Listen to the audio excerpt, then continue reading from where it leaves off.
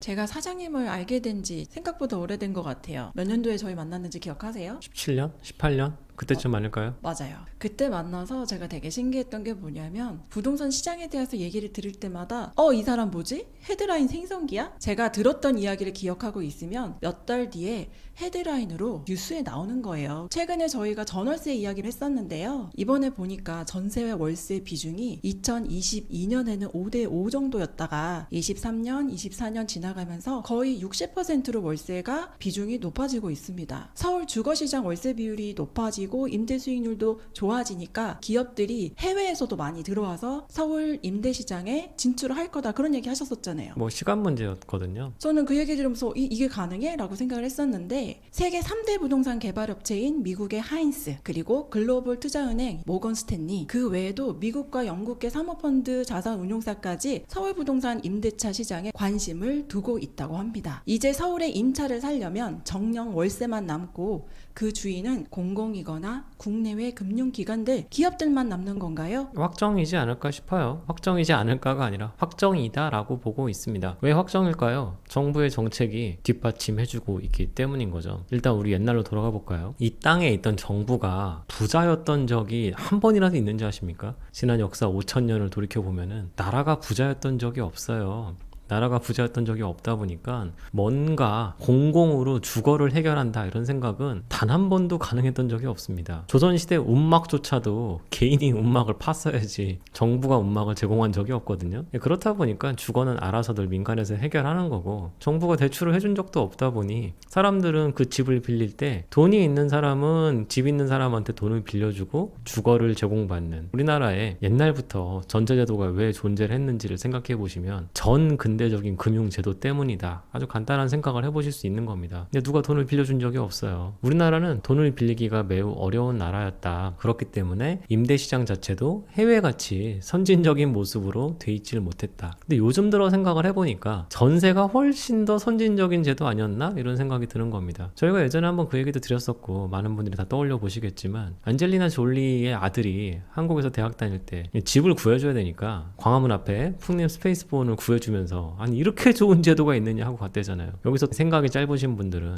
야, 그 돈 은행에 맡기고서 하면 되지 않냐 이러시는 분들 계시겠지만, 목돈을 맡기고 주거가 해결이 될 수 있다는 걸 생각을 해보시면 너무너무 편하고 좋은 제도라는 생각을 해보셨을 수 있습니다. 그만큼 대한민국이 세계를 이끌어가는 선도적인 주거 제도를 전세라는 민간의 계약으로 잘 유지를 해왔었는데, 그걸 누가 없앴죠? 이번 정부에서 없앴던 겁니다. 이번 정부 출범과 함께 주거 시장 관련해서 가장 먼저 나온 이야기가 뭐였죠? 바로 전세 사기였습니다. 전세 사기라는 말이 전세 플러스 사기가 아니라 사실 그냥 사기였는데, 그거를 갑자기 전세 사기라는 단어로 바꿔버렸거든요. 말 그대로 사기꾼이 대출 제도를 악용해서 큰 일을 만들어내는 것에 불과한 건데, 그거를 갑자기 전세가 사기인 것처럼 전세랑 사기를 동일선상에 두어버렸거든요.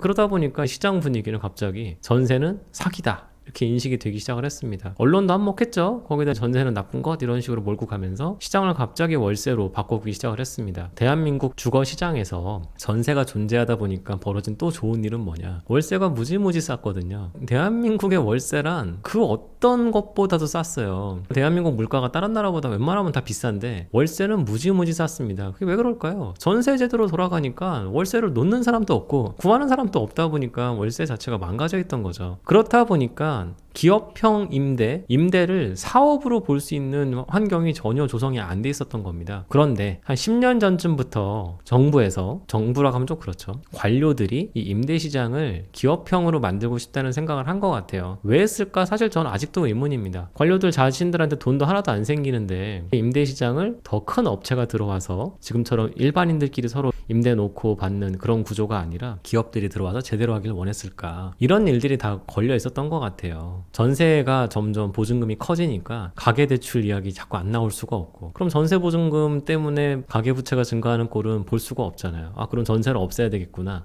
그럼 전세를 없애면 보증금 증가에 따른 가계부채 증가는 일단은 없어지니까 너무너무 좋죠? 이거야말로 럭키비키예요. 관료들은 이런 식으로 문제를 해결합니다. 문제가 있으면 그 문제 자체를 그냥 없애버리는 쪽으로 가면 되니까.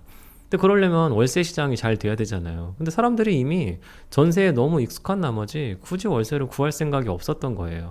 이럴 때면 또 어떻게 하면 되는 거죠? 전세가 문제다, 공포를 심어주면 됩니다. 한국 사람들은 공포를 심어주면요, 생각 많이 안 해보고 일단 겁부터 먹어요. 그렇기 때문에 수많은 분들이 전세 구하면 큰일 나겠구나 이런 생각을 하게 만든 거죠. 물론 그 와중에 수많은 피해자들도 양산이 돼 있지만 그건 진짜 사기꾼들의 문제인 거고, 아무튼 정부는 이런 상황에서 전세 이퀄 사기라는 말을 대놓고 하면서 전세 시장 자체를 괴멸시키겠다는 노력을 했고, 지금 시장에 전세를 많이 공급하는 사람은 누구냐? 등록주택 임대사업자였거든요. 등록주택 임대사업자 그냥 다 죽여버리는 거죠. 등록주택 임대사업자를 다 죽고 난 이후의 모습은 결국 월세만 남는 겁니다. 근데 그 월세를 누가 공급하느냐? 금융기관들이 공급하겠죠. 금융기관들은 이제 튼튼하다고 다들 믿으시니까 금융기관이 놓는 임대주택에 들어가셔서 심지어 그 금융기관들 자회사의 카드회사 카드로 결제를 하시고 행복하게 사시면 되는데, 이제 앞으로 금융자회사 중 어딘가가 새로 생겨서 주택 관리도 하는 일들도 나타나게 되겠죠. 이것들을 가능하게 하는 게 뭐냐? 금산분리 완화할 겁니다. 금산분리 완화는 산업에서 금융을 소유하겠다고 주장하는 게 아니라 금융에서 산업을 하겠다고 주장하고도 있습니다. 이미 다들 잘 아시는 것처럼 신한은행은 요즘 배달앱도 하고 있죠. 땡겨요라는 배달앱도 하고 있는 것처럼 앞으로 금융은 모든 걸 다 하고 싶어 할 겁니다. 왜냐면 금융기관들이 하면은 자본구조 워낙 튼튼하니까 일반인들도 금융기관이 하면 믿을 수 있어, 이런 분위기가 널리 퍼져나갈 거 아니겠어요. 임대주택도 마찬가지입니다. 금융기관들이 임대 놓기 시작하면은 사람들은 너무너무 좋아할 거예요. 아, 금융기관이 할 거래. 근데 이렇게 금융기관을 열어주면은 일반 기업들의 참여도 자연스럽게 나타납니다. 특히 일반 기업들 중에서 해외 기업들의 참여는 더 열릴 수밖에 없겠죠. 왜냐면 해외는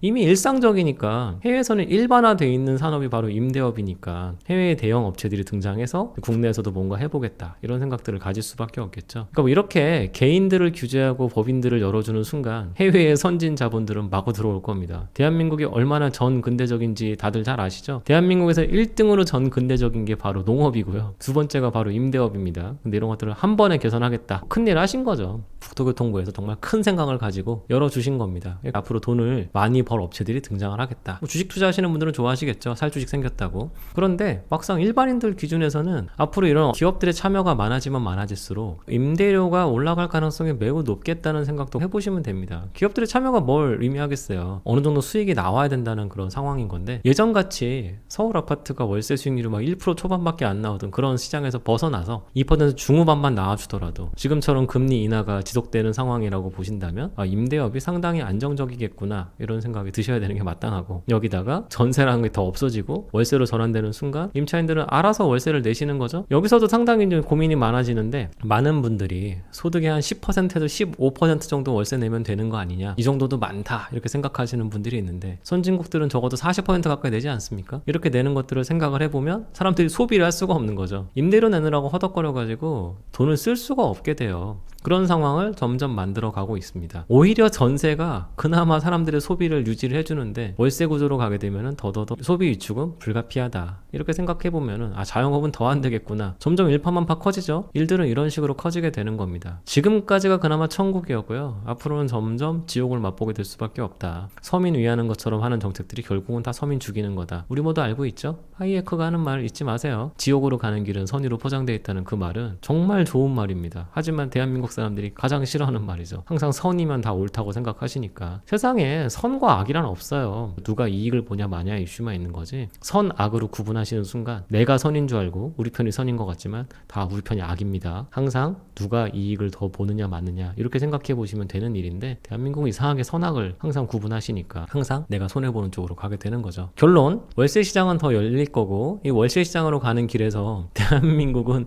개인소득세가 매우 불리한 나라다 보니까 월세 받는다고 괜히 몇 개 더 사시는 순간 돈 많이 버시는 고소득자들 같으면 오히려 세금 내다 보면 남는 거 하나도 없죠. 즉 어떤 식으로든 개인의 임대사업 참여는 불가능할 것 같다 이렇게 보시면은 시장은 열리는데 나는 못하잖아, 이게 맞는 겁니다. 나는 못하게 하고 그들끼리 다 해먹는다. 그들끼리 해먹는 과정에서 관료들은 뭐가 좋은 일이 있을까? 상상 한 번만 해보시면 될 것 같습니다. 좋은 일들 그분들도 꽤 많으실 겁니다. 개인들보다 기업들이 많아지는 게 관료들은 훨씬 더 좋습니다. 정책적으로나 개인적으로나 훨씬 더 좋으실 것 같다. 영상이니까 여기까지만 하고요. 더 자세한 얘기 들으시고 싶으시면은 저희 세미나 오시면 제가 솔직하게 말씀드릴 테니까. 저희 오프라인 세미나가 이런 묘미가 있잖아요. 영상에서 들은 얘기보다 좀 더 매운맛 이야기를 제 육성으로 들을 수 있다. 임대시장 관련해서는 제가 드릴 말씀이 너무 많지만 그냥 결론은 한 줄로 끝납니다. 지옥문이 열렸다.